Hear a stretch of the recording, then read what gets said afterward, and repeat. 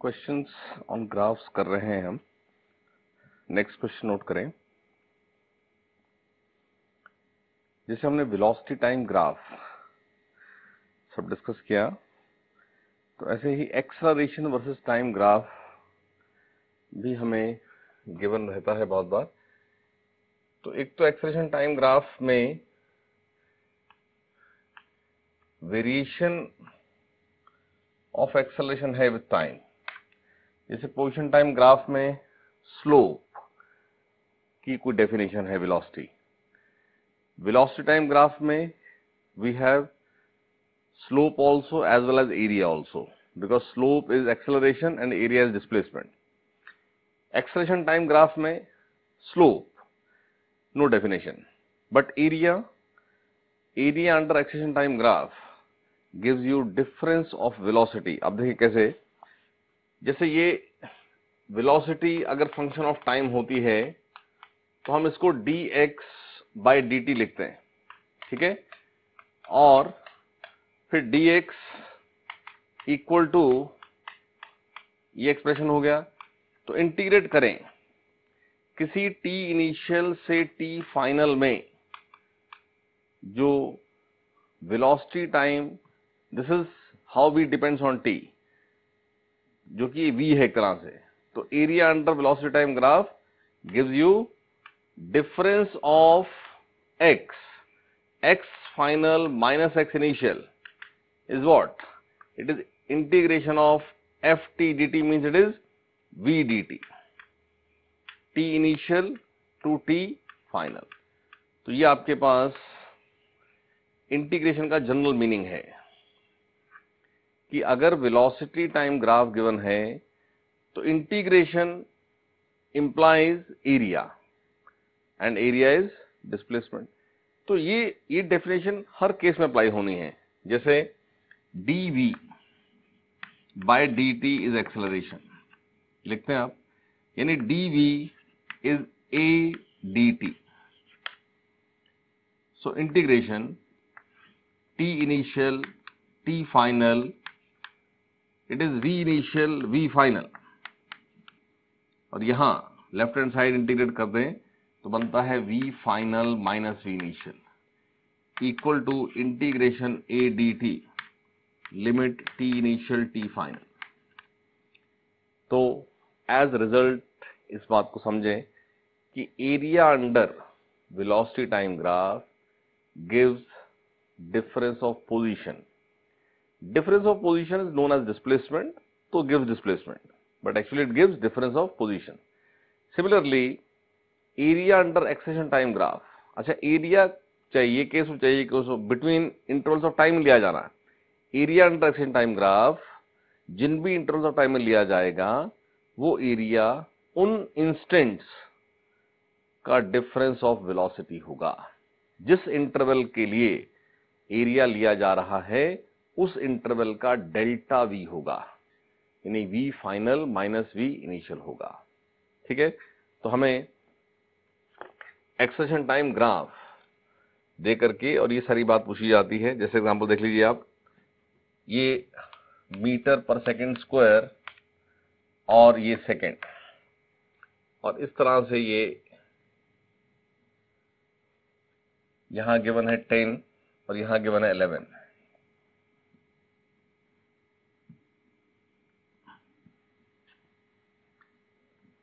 तो एरिया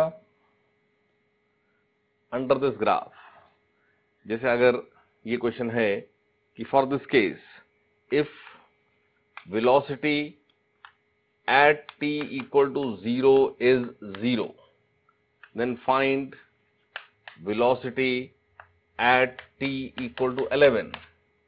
तो t 0 से, ये t 0 है, t 0 से 11 तक ये एरिया है आपके पास, ठीक है। और इस एरिया को सॉल्व करें तो half into base into height, so 10 into 11 ये आता है 55। यानी इस इंटरवल में जो चेंज इन वेलोसिटी है वो 55 है, यानी v final minus v initial is what? 55। Now what is v initial? What is v at t equal to 0? It is 0, तो आपके पास v फाइनल सॉल्व होता है 55। ठीक है,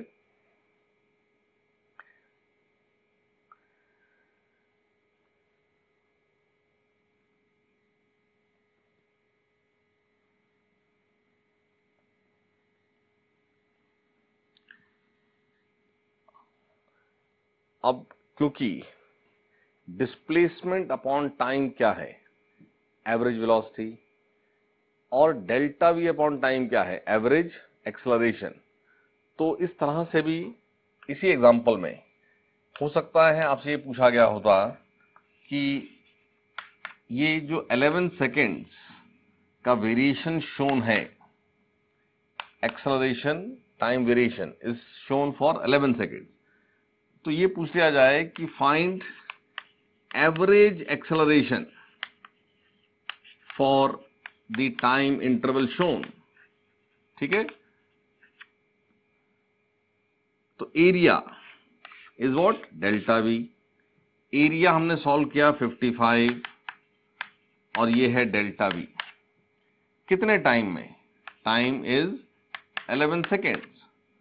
so average acceleration for this interval of time, it is 55 by 11, it is 5, average acceleration is 5। ऐसे ही अगर velocity time graph दिया हो तो जिस इंटरवल में गिवन है उस इंटरवल का एरिया ले लीजिए, वो क्या होगा, डिस्प्लेसमेंट, और displacement upon time gives you average velocity.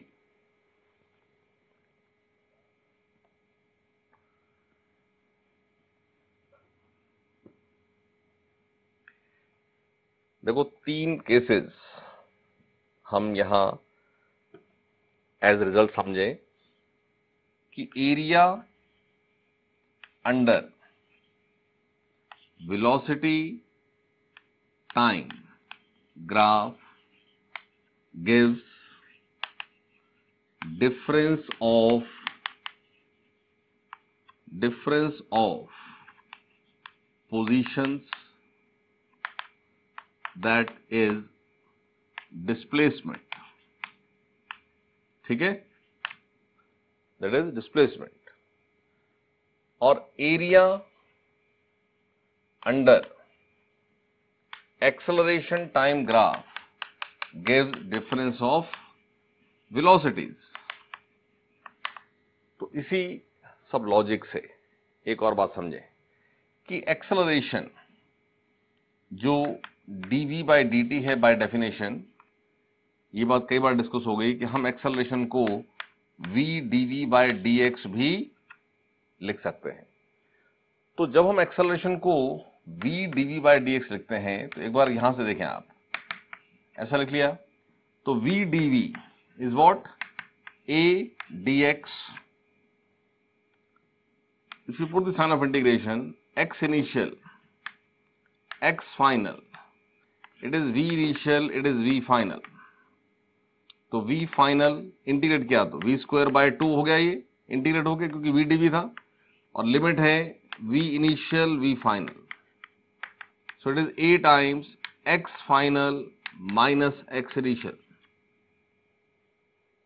यहां से v final square by 2 minus v initial square by 2 is, इसको ये ऐसा हम तब लिख सकते हैं अगर a कांस्टेंट हो। अभी हमें a पता नहीं है ना, तो इसको ऐसा ही रहने दो, यानी ये a पता नहीं कांस्टेंट है, a फंक्शन ऑफ x है, लेकिन बाय डेफिनेशन ऑफ इंटीग्रेशन इसका क्या मीनिंग बना, राइट हैंड साइड का, राइट हैंड साइड का मीनिंग बना कि अगर एक्सेलरेशन वर्सेस x ग्राफ बना हुआ है तो with in the limits of x जो एरिया होगा वो राइट हैंड साइड होगा, लेकिन ये किसके इक्वल है, इसके इक्वल है। तो एक तरह से v final square by 2 minus v initial square by 2 is equal to area under a x graph.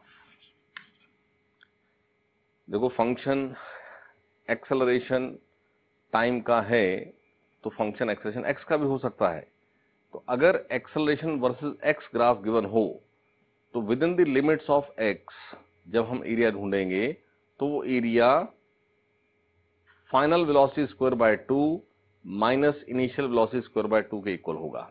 Now आपने 9th क्लास में काइनेटिक एनर्जी एक टर्म पढ़ी हुई है। What is kinetic energy? Kinetic energy होती है half into M into V square, where M is mass, right?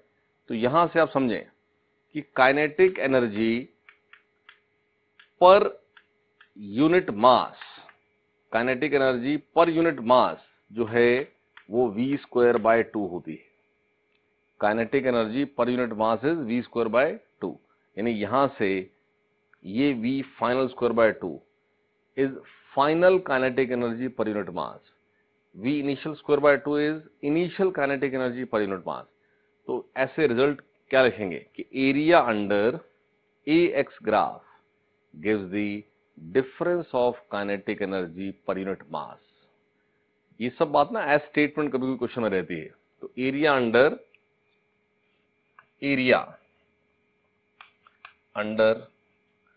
ax graph gives difference of kinetic energy per unit mass। ठीक है, हमें कुछ इस एरिया से बहुत बार सॉल्व करने के लिए आता है, ऐसा कम रहता है, बट एज स्टेटमेंट ये बात याद रखें। और क्वेश्चन भी हो ही सकता है, जैसे एग्जांपल देख लीजिए।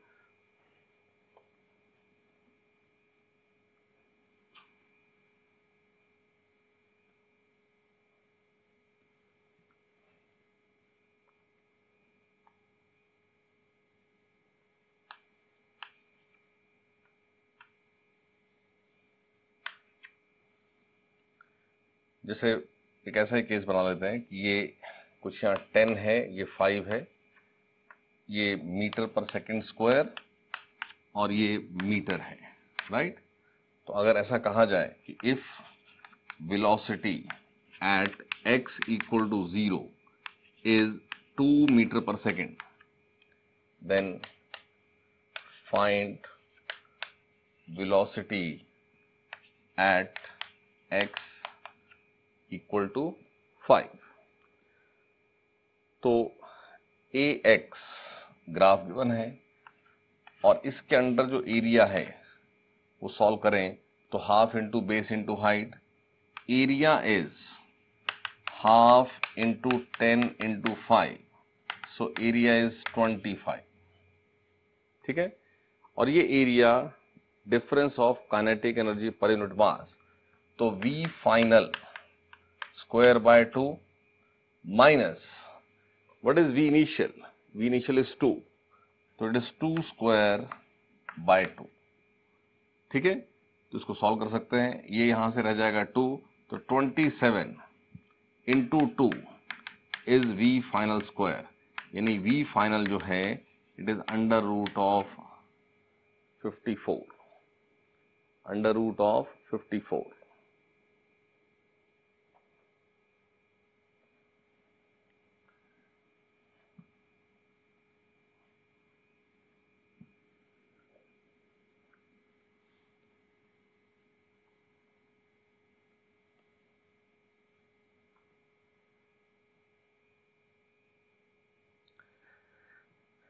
नेक्स्ट क्वेश्चन एग्जांपल देखिए,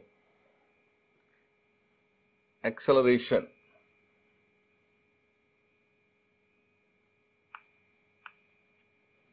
वर्सेस टाइम ग्राफ गिवन है।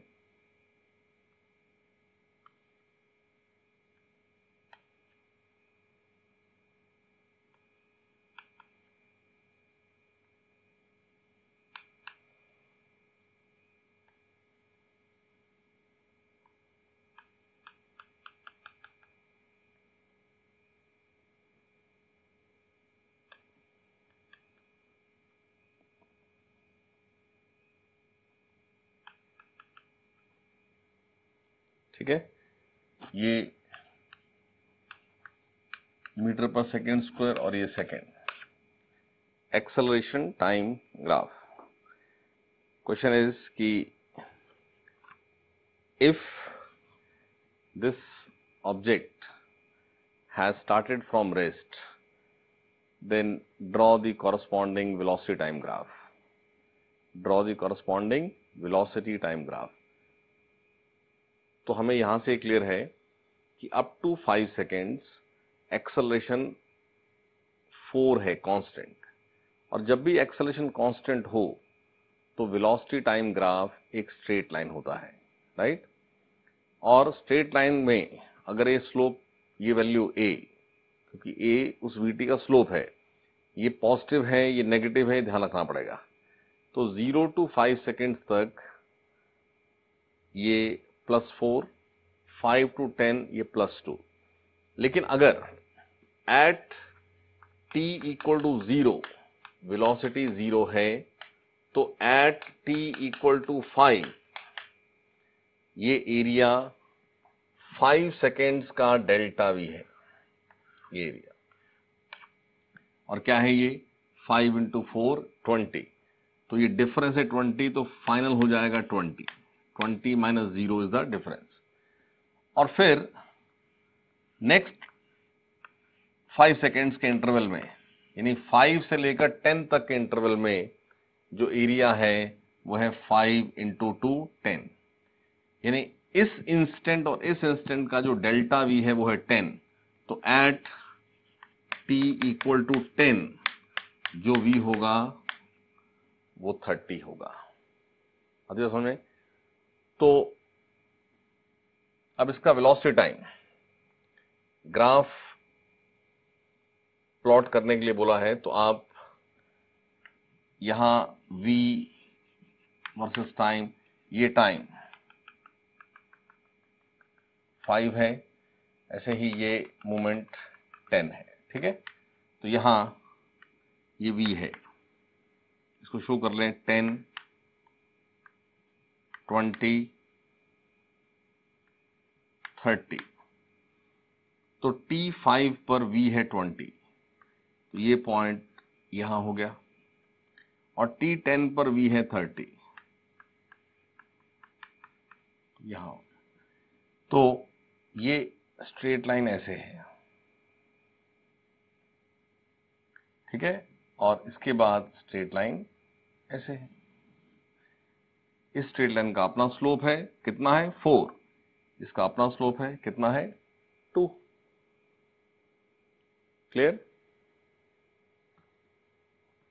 और यहां भी ध्यान रखना है कि अगर एक्सेलरेशन टाइम ग्राफ में टाइम एक्सिस के बिलो कुछ पार्ट है तो वो नेगेटिव होगा, और एरिया लेते हुए आपको वो प्लस एरिया माइनस एरिया सब विद साइन लेना पड़ेगा, और फिर जाकर के वो इक्वल टू डेल्टा वी होगा, ठीक है? जैसे डिस्प्लेसमेंट में समझाया था कि अगर कुछ टोटल एरिया में नेगेटिव एरिया भी है तो वो सब्ट्रैक्ट होता है, वो साइन के साथ कंसीडर किया जाता है while calculating the total area. जो पार्ट प्लस है, जो माइनस है, वो सब साइन के साथ ऐड होगा। ऐसे यहां भी एक्सेलरेशन टाइम में जब एरिया ले रहे हो और अगर कोई नेगेटिव एरिया है उस इंटरवल में, तो नेगेटिव एरिया भी साथ में लेना पड़ेगा। और ऐसे ही AX ग्राफ हो, वो तो जनरल रूल है कि अगर आपके पास किसी इंटरवल में पॉजिटिव एरिया और नेगेटिव एरिया दोनों हैं तो दोनों विद साइन ऐड किए जाएंगे, ठीक है?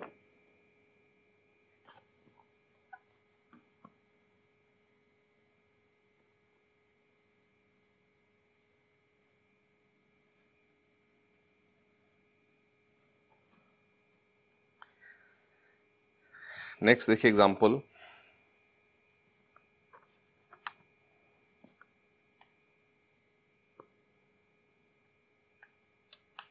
Vx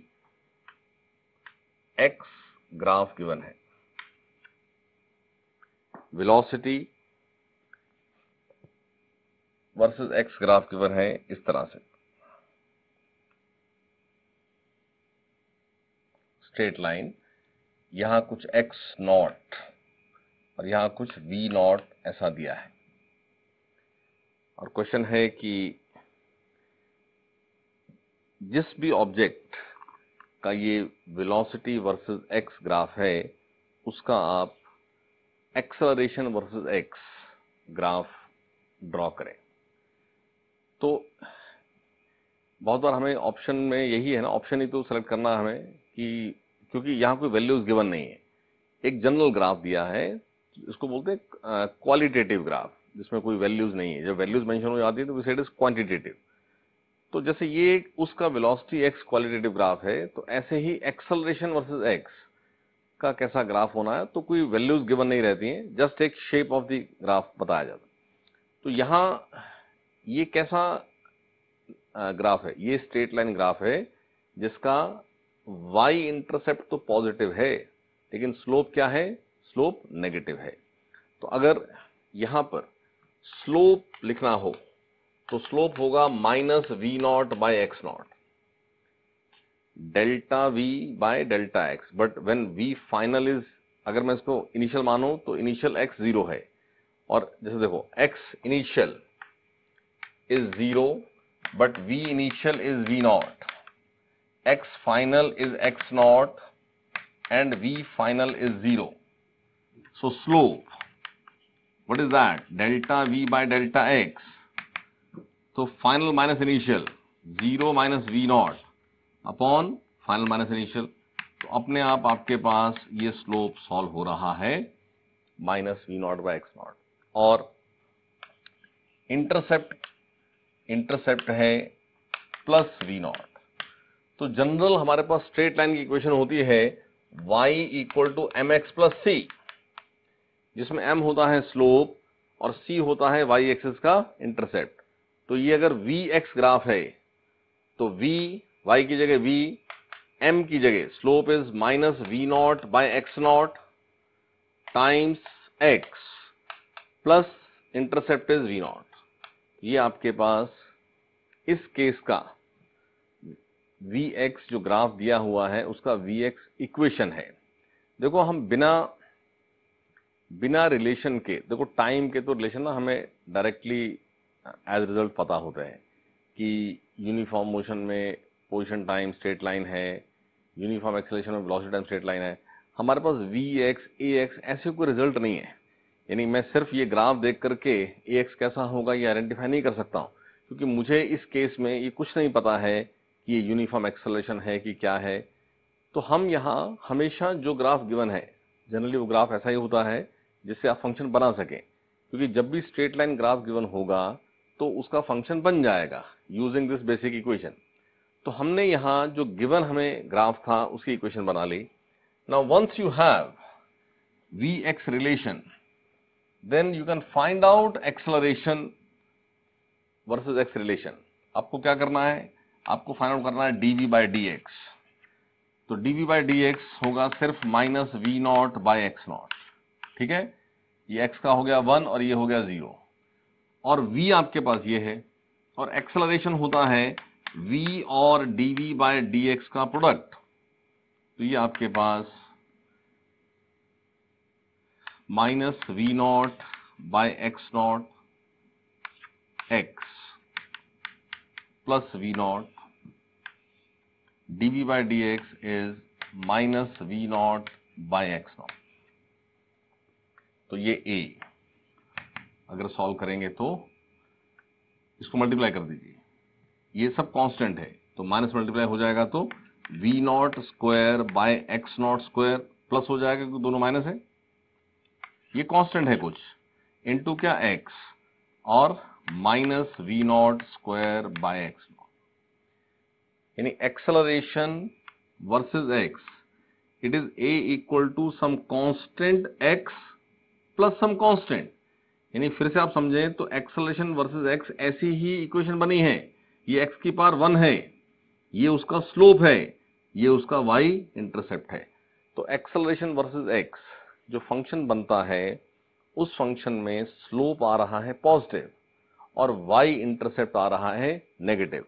तो क्वालिटेटिव ग्राफ जो है इस केस के लिए ये आपके पास ऐसा कोई ग्राफ होगा जिसमें ऐसी लाइन प्लॉट करेंगे आप, like this, negative intercept at x equal to 0 What is this? It is minus v not square by x not. And what is slope? ये आपके पास जो tan थीटा है, ये tan थीटा है v not square by x not square. ठीक है. तो खैर हमें ये सब लिखने के लिए नहीं रहता ऑप्शन के अंदर, एक बस इसका ग्राफ कैसा होगा, देन 4 ऑप्शन रहेंगे, तो आपने वो ग्राफ सेलेक्ट कर लेना है जो स्ट्रेट लाइन है with positive slope and negative intercept. Clear?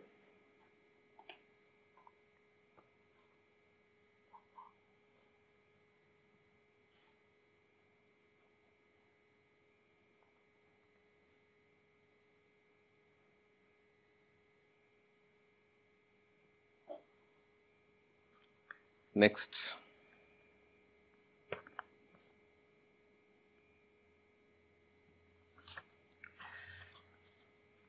देखो पोजीशन टाइम में जो हमने इनिशियली कर्व सब डिस्कस भी किए, थोड़ा सा उन कर्व्स को ना जल्दी से भी एनालाइज करना सीखिए. जैसे अगर पोजीशन टाइम ग्राफ ऐसे प्लॉट किया हुआ है, हमने इनिशियली जब स्लोप मैथमेटिकल टूल्स में डिस्कस किया था तो मैंने जनरल बताया था कि ये अगर कर्व है तो ये कर्व ये शो करता है कि हर पॉइंट पे स्लोप पॉजिटिव है और स्लोप इंक्रीज हो रहा है. ठीक है ना, स्लोप इंक्रीज हो रहा है. तो xt का स्लोप तो वेलोसिटी होता है. यानी ये कैसा केस है, ये ग्राफ से हमें क्या पता चलता है कि वेलोसिटी हर समय पॉजिटिव है और वेलोसिटी इंक्रीजिंग है. और ये बेसिक बात ध्यान रखनी है कि स्ट्रेट लाइन मोशन में अगर वेलोसिटी इंक्रीजिंग हो तो वो ये इंडिकेट करती है कि जो एक्सेलरेशन प्रेजेंट है वो वेलोसिटी की ही डायरेक्शन में है. जब एक्सेलरेशन वेलोसिटी की डायरेक्शन में ही होता है तो वो वेलोसिटी के मैग्नीट्यूड को बढ़ाता है, उसको स्पीड अप करता है. ठीक है.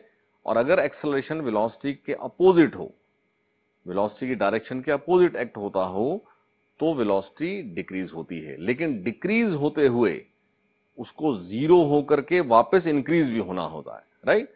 तो ये ग्राफ पोजीशन टाइम ग्राफ, तो यहां से हम क्या बोलेंगे, यहां से हम ये इंटरप्रेट कर सकते हैं कि velocity is positive eight all instants. ठीक है. And its magnitude is increasing. Magnitude is increasing, which implies acceleration has direction same. Acceleration has direction same as that of velocity.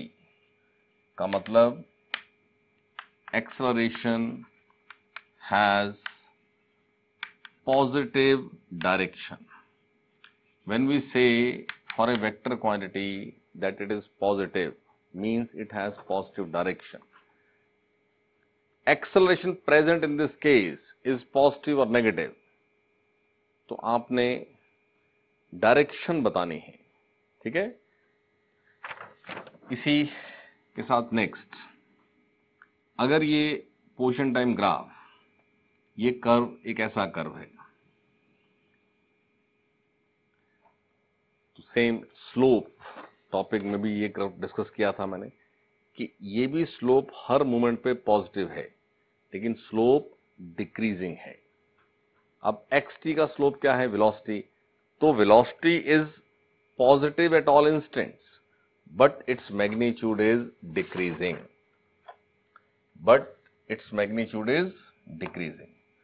और इसका मतलब क्या हुआ कि एक्सेलरेशन की डायरेक्शन अपोजिट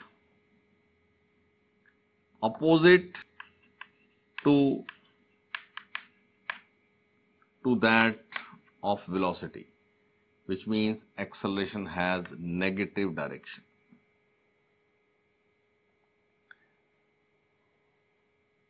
और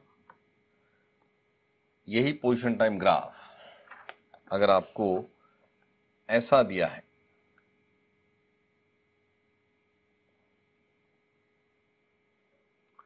तो ये कैसा कर्व है जिसका स्लोप हर पॉइंट पर नेगेटिव है और स्लोप इंक्रीजिंग भी है। ये कर्व ज्यादा स्टीप होता जा रहा है टाइम के बढ़ने के साथ साथ। स्लोप इंक्रीजिंग डिक्रीजिंग में आप स्टीपनेस ऑफ कर्व देखिए, अगर कर्व टाइम के बढ़ने के साथ साथ ज्यादा स्टीप हो रहा है तो वो इंक्रीजिंग स्लोप है। नेगेटिव टाइम बढ़ रहा है तो वेलोसिटी कम हो रही है, पोजीशन डिक्रीज हो रही है, जो भी ये क्वांटिटी है डिक्रीज हो रही है, नेगेटिव है। क्योंकि slope is what, it is ratio of the delta. एक डेल्टा पॉजिटिव हो तो दूसरा डेल्टा नेगेटिव हो जाए तो इट इज नेगेटिव स्लोप। एक डेल्टा पॉजिटिव है दूसरा भी पॉजिटिव है तो ये पॉजिटिव स्लोप। तो बड़ी जल्दी समझ में आता है कि टाइम बढ़ रहा है तो वेलोसिटी पोजीशन डिक्रीज हो रही है। So this graph has decreasing slope, sorry negative slope, and steepness जो है वो इंक्रीजिंग है। तो यहां क्या केस बनेगा कि वेलोसिटी इज नेगेटिव क्योंकि slope is negative at all instants, but its magnitude is increasing. और अगर वेलोसिटी का मैग्नीट्यूड बढ़ता हो तो उसका मतलब होता है कि एक्सेलरेशन की डायरेक्शन वेलोसिटी की ही डायरेक्शन में है। तो acceleration has direction same, acceleration has direction same as that of velocity, which means acceleration also has negative direction. ठीक है? और इसी में अगर ये ग्राफ ऐसे दिया होगा तो ये ग्राफ में again slope is negative through out, but ये स्टीपनेस कम हो रही है, कर्व थोड़ा सा फ्लैट होता जा रहा है। मैंने आपको इनिशियली जब स्लोप पढ़ाया था तो सिखाई थी बात कि अगर आपका ग्राफ इस एक्सिस के पैरेलल होता हो तो डिक्रीजिंग, और अगर इसके पैरेलल होता हो लाइक दिस या इस तरह से इसके पैरेलल होता हो तो स्लोप इज इंक्रीजिंग। तो ये आपके पास slope is decreasing but slope is negative. तो velocity is negative at all instants but its magnitude is decreasing. Magnitude decreasing तो acceleration की direction opposite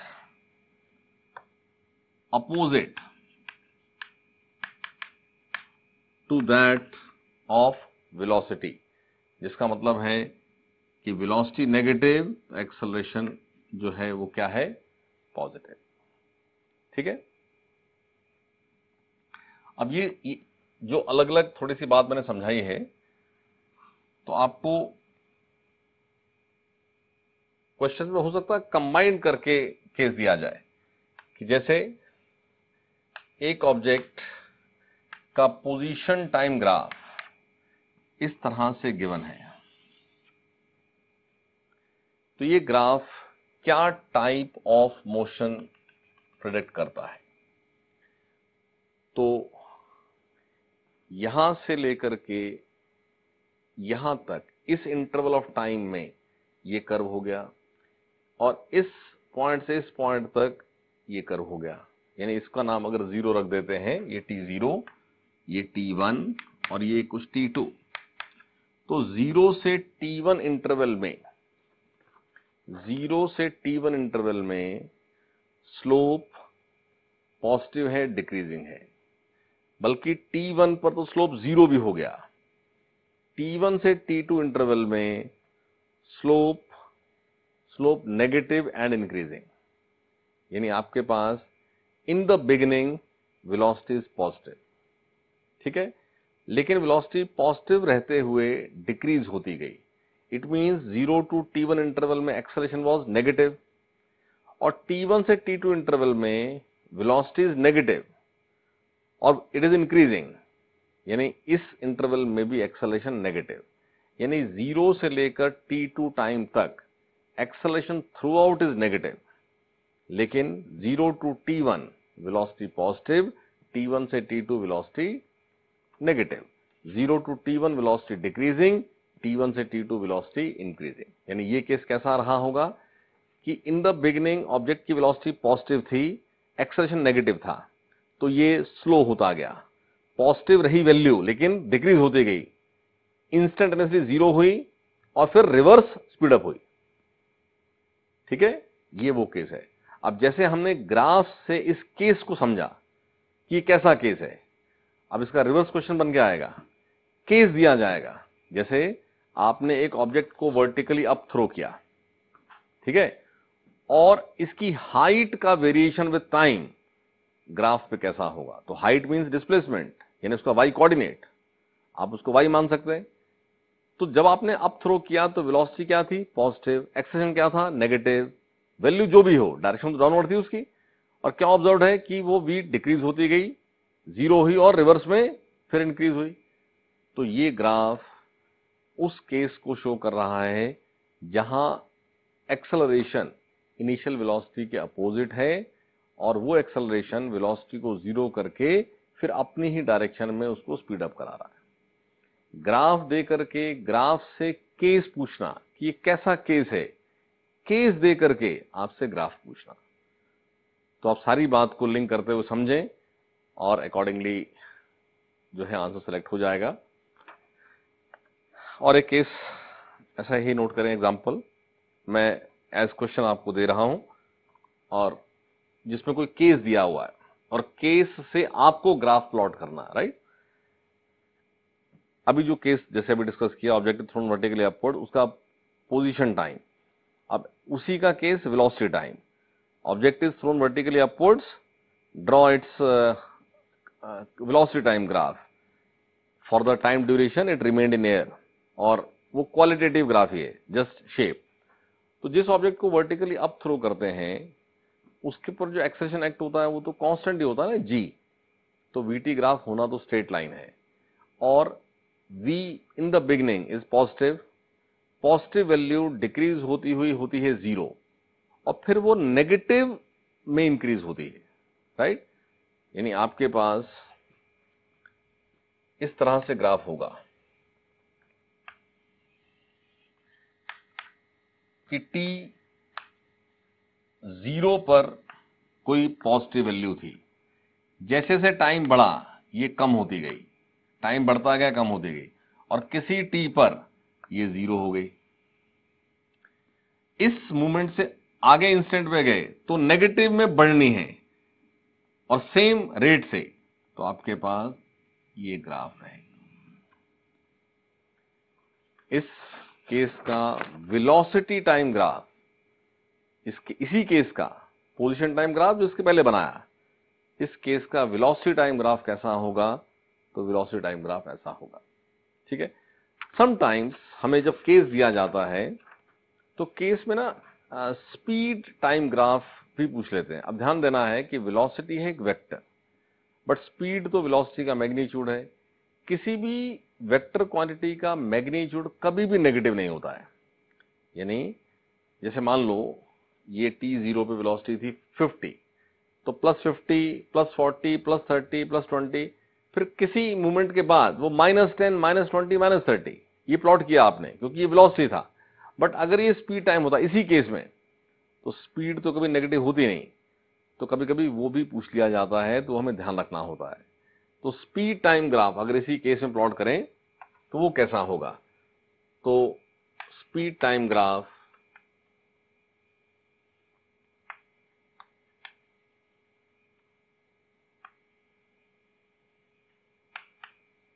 ये आपके पास एक कांस्टेंट रेट से 0 हुआ और फिर ये वापस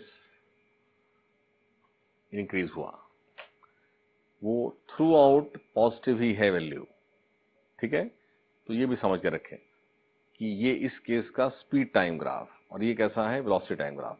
लेकिन ये भी बात समझें कि हमें तो प्लॉट नहीं करना है, ऑप्शन में से सेलेक्ट करना है।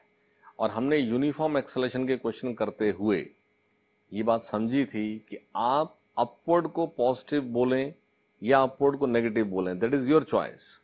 यानी मैं यहां t0 पर v पॉजिटिव मान रहा हूं, लेकिन हो सकता है कि v नेगेटिव मानी जाए, तो आपके पास जो केस गिवन है उसका हमें क्वालिटेटिव ग्राफ ही तो शो कर रहे हैं ना, तो क्वालिटेटिव ग्राफ शो करते हुए अगर ये पॉसिबल है तो ये ग्राफ भी पॉसिबल है।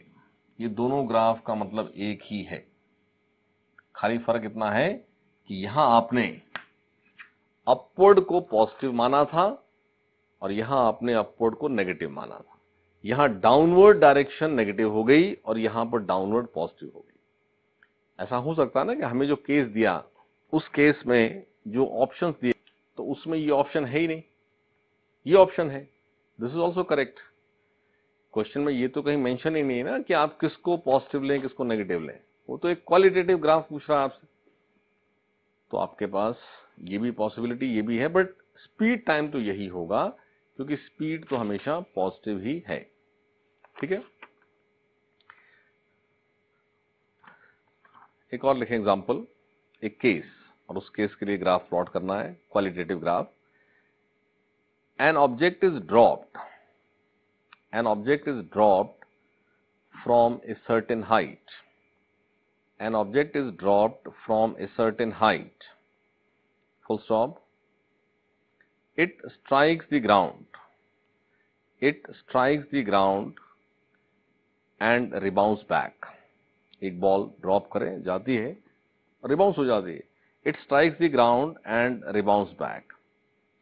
Number 1 to the same height, यानी एक केस है कि हमने जिस हाइट से ड्रॉप किया ये रिबाउंस होकर उसी हाइट तक आई।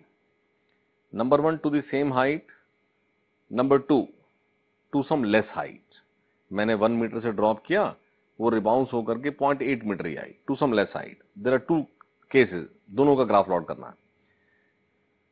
Draw the qualitative graph, qualitative velocity time graph for both cases. अब इस केस में जब वो रिबाउंस होती है तो उस समय ना ग्राउंड के कांटेक्ट में आती है। जब भी वो किसी के कांटेक्ट में है then it is not a case of falling under gravity, उस केस में ग्राउंड से कोई कांटेक्ट फोर्स भी एक्टिंग होती है। तो इसलिए कांटेक्ट जब ग्राउंड के साथ हुआ उस ड्यूरेशन में हमें नहीं पता एक्सेलरेशन क्या था, इसलिए क्वेश्चन में ऐसा मेंशन कर दिया गया है, ब्रैकेट में लिखा है कि assume its time of contact with ground is negligible, यानी उस ड्यूरेशन में आपने वेरिएशन को शो ही नहीं करना है, आपने नेग्लिजिबल टाइम मान लिया, यानी ऑलमोस्ट 0 टाइम, ये गिवन है। तो पहले तो केस पूरा समझे और केस समझ के हम इसका ग्राफ बनाएंगे।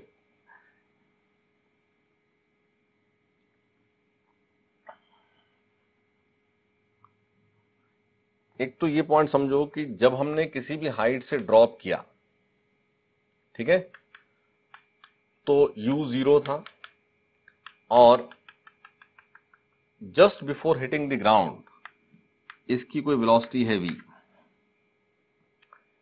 हम खाली यहां से ड्रॉप होकर के जस्ट बिफोर हिटिंग तक की बात करते हैं। जिस समय कांटेक्ट में है वो ग्राउंड के साथ, उस समय बॉल का क्या एक्सेलरेशन है उस इंटरवल के अंदर, वो हमें कुछ पता नहीं है।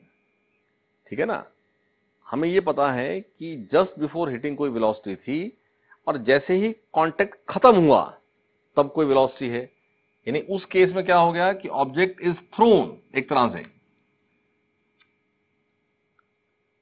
तो अगर ये किसी v1 से हिट करे और इससे हिट होने के बाद रिबाउंस होती है और उसकी इनिशियल वेलोसिटी v2 है, देन वी हैव 2 पॉसिबिलिटीज कि या तो v2 इक्वल टू v1 हो सकती है या v2 लेस देन v1 हो सकती है। और जब v2 इक्वल टू v1 होती है तो ये उसी हाइट तक वापस पहुंचेगी, क्योंकि वो तो फिर आना जाना सिमेट्रिक है ना। तो ये जिस एक्सेलरेशन ने इसको स्पीड अप कराया था वही एक्सेलरेशन रिटार्ड करा रहा है। लेकिन अगर v2 लेस देन v1 होती है, ये उस केस में when v2 is equal to v1, और जिस हाइट से ड्रॉप किया, या इस यहीं शो कर देते, ये रिबाउंस होकर के, ठीक है, ये कुछ लेस हाइट तक जाए, बस यहीं पर वेलोसिटी 0 हो जाए, तो ये वो केस होना है when v2 is less than v1। और ड्यूरिंग कांटेक्ट हमें टाइम नेग्लिजिबल लेना है। तो खैर केस कोई भी हो, आपके पास ये केस हो, ये केस हो, at t equal to 0 velocity 0 क्योंकि ड्रॉप का केस है, और फिर ये वेलोसिटी डाउनवर्ड बढ़ रही है, तो downward can be taken negative, downward can be positive. तो हम डाउनवर्ड को नेगेटिव ले रहे हैं क्योंकि हमने हमेशा क्वेश्चन वही किया है। तो टेकिंग डाउनवर्ड नेगेटिव मैं यहां मेंशन कर रहा हूं, तो ये एक कांस्टेंट रेट से वेलोसिटी इंक्रीज हो रही है। तो आपके पास वेलोसिटी टाइम, ये ऐसा केस, ठीक है। और जस्ट बिफोर हिटिंग इसकी वैल्यू -v1 है। हमें क्वालिटेटिव बनाना है तो कोई वैल्यू लिखनी नहीं है, बट यहां समझे केस को, ये क्या है -v1। और जिस मूवमेंट पर ये जस्ट ग्राउंड को हिट कर रहा है, उसी मूवमेंट पर, क्योंकि कांटेक्ट टाइम नेग्लिजिबल है, उसी मूवमेंट पर मानना पड़ेगा कि downward velocity has change to upward. Now there are two possibilities, यानी नेगेटिव पॉजिटिव तो बनी है, लेकिन वो पॉजिटिव वैल्यू हो सकता है इसके सेम हो सकता है इससे लेस हो, क्योंकि दो पार्ट दिया आपको। तो पहला केस कर दिया, अब सेम है, तो उसी मूवमेंट पर within negligible time -v1 has change to +v1, और फिर वो +v1 डिक्रीज होते होते उसी रेट से 0 हुई। तो आपने उसी मूवमेंट पर जितना यहां शो किया हुआ है उतना ही यहां ले लें,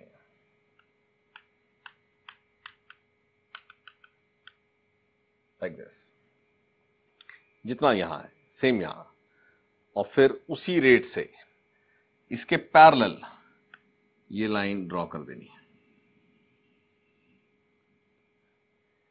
ये v प्लस में, ये प्लस बन गई, फिर प्लस में डिक्रीज होते होते 0 हुई। और अगर ये केस होता टू सम लेस हाइट, तो ये ग्राफ कैसा होना था, जो सेकंड पार्ट है वेलोसिटी टाइम ग्राफ,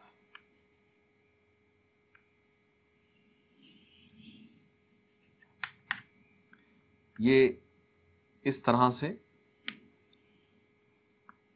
ठीक है, ये कोई नेगेटिव वैल्यू आ गई।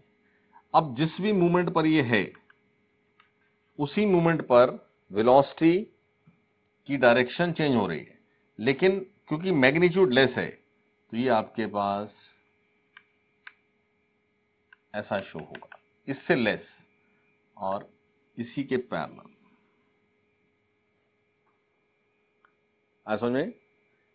ये first part when it rebounces back to same height, और ये second part when it rebounces back to some less height, correct. और जैसे इसके पिछले एग्जांपल में हमने वेलोसिटी टाइम और हो सकता है स्पीड टाइम, तो यहां भी ये बात हो सकती है कि दोनों केसेस का स्पीड टाइम ग्राफ कैसा होगा। तो स्पीड जो है वो हमेशा पॉजिटिव है, वो स्केलर क्वांटिटी है, राइट। तो ध्यान रखना है इस बात का कि अगर मैं इसी केस में स्पीड टाइम ग्राफ बनाता हूं, तो ये केस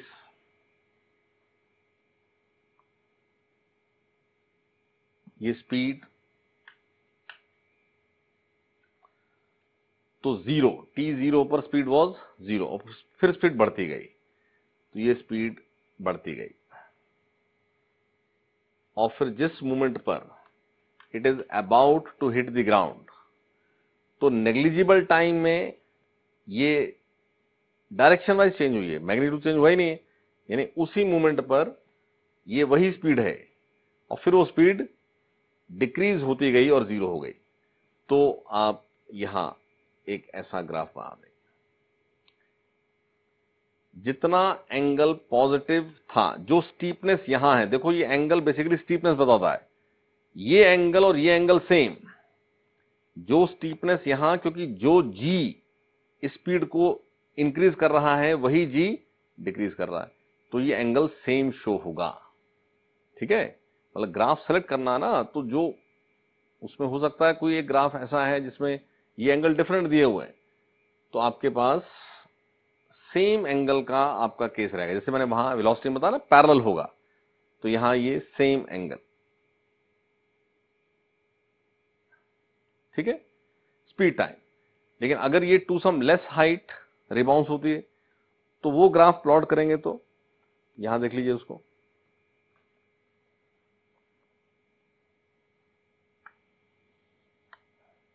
जीरो से t0 से स्पीड बढ़ती हुई ये हो गई।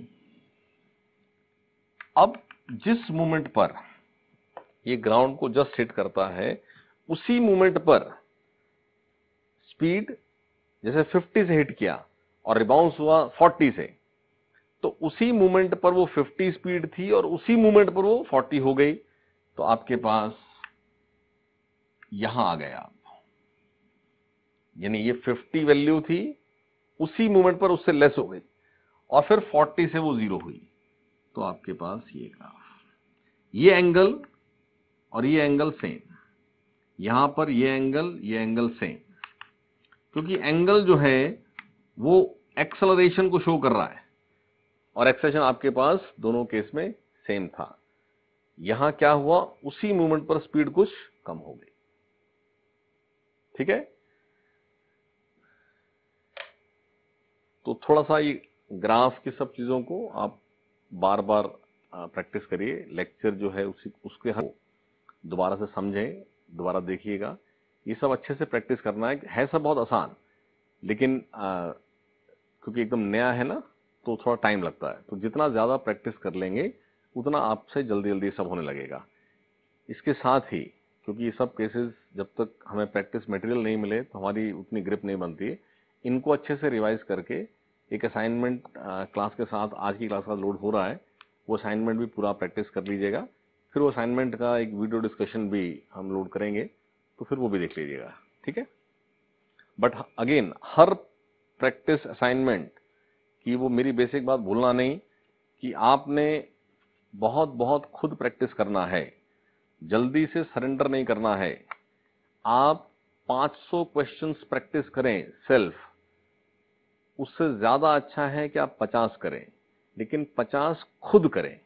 500 क्वेश्चन हमने ट्राई किए, बस एक एक बार ट्राई करके छोड़ दिया, और फिर ये बहुत सारे हमारे डाउट्स हैं, कोई हमारे डाउट सॉल्व कर दे। डाउट्स नो डाउट जब होंगे तो सॉल्व होना ही चाहिए, बट हम अपना पूरा एफर्ट कर लें, हम अपने पूरे दिमाग को यूज कर लें, हम अपनी हर कोशिश कर लें, फिर वो नहीं होता है, देन वी शुड आस्क। हम जल्दी से सरेंडर करते हैं, ये बहुत हमें 10th क्लास से जब आते हैं तो एक हैबिट सी बनी होती है, हम बहुत जल्दी छोड़ देते हैं क्वेश्चन को।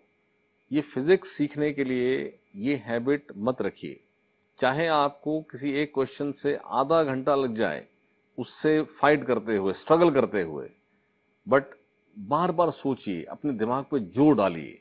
जितना ज्यादा आप ये एक्सरसाइज करेंगे उतना आपके फिजिक्स के टेस्ट अच्छे होंगे, उतना फिजिक्स पे ग्रिप आएगा, क्योंकि एग्जाम में you are going to face a new question, एक नई तरह से पजल है वो, और उस पजल को सॉल्व करना एक डिफरेंस है। इट्स नॉट लाइक बायो कि हमने लेक्चर याद किया और अच्छे से याद किया है तो टेस्ट में वी आर श्योर कि 80-90% मार्क्स आएंगे। यहां फिजिक्स में हमें सब कुछ आता है, लेकिन हमने अपने दिमाग पे जोर दे करके प्रैक्टिस नहीं की हुई है, हमने ऐसा स्ट्रगल से अपने आप को गुजारा नहीं है। तो हो सकता है हमको सब कुछ आता है, लेकिन फाइनल एग्जाम में या एग्जाम में हमारी परफॉर्मेंस बहुत खराब हो जाए, क्योंकि हम वहां उस शॉर्ट टाइम में उस पजल को सॉल्व ही नहीं कर पाए। ठीक है, तो ध्यान रखना।